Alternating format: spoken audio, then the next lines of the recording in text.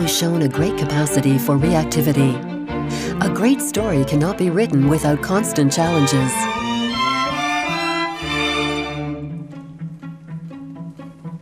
In 1914, the conflict transformed Billancourt into an armory.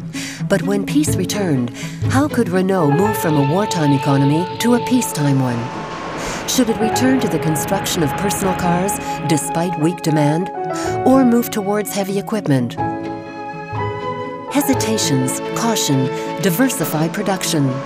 Renault made everything with a motor.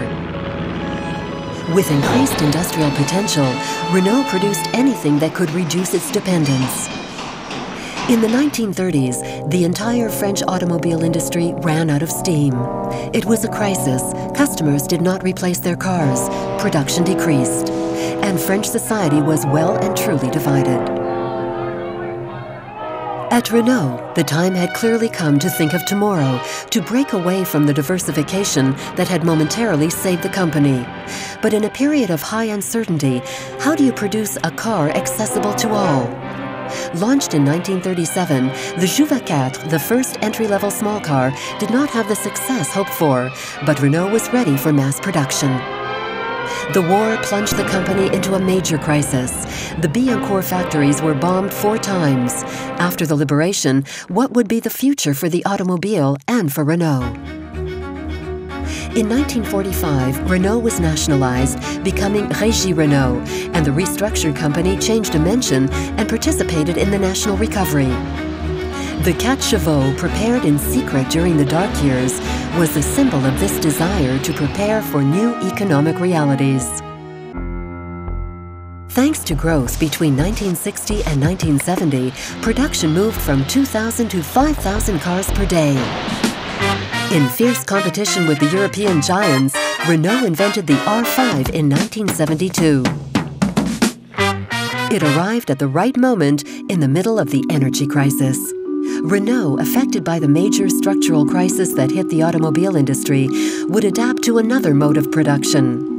It was the end of stock, the dawn of just-in-time production. Costs were cut, industrial changes were accelerated with the objective of quality. These measures acted as levers to help to survive new crises. 3 years after the crises of '83 and '84, the brand would start to earn money once more. The success of the R19 increased global presence. The Twingo in 1992, first child of design, all marked Renault's big comeback. But a question emerged following the company's recovery, and it was crucial. How does a company with modest and fragile international presence become a major player? A change in status was called for. The transfer took place in stages. In 1990, the company became publicly traded. In 1996, it was privatized.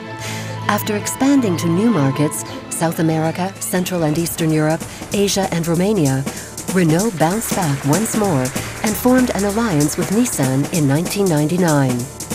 This alliance was founded on mutual respect of cultures. It was followed by the creation of Renault Samsung Motors, a strategic partnership in Russia with Avtovaz, and recently by a strategic cooperation agreement with Daimler. Renault and its teams are always able to bounce back.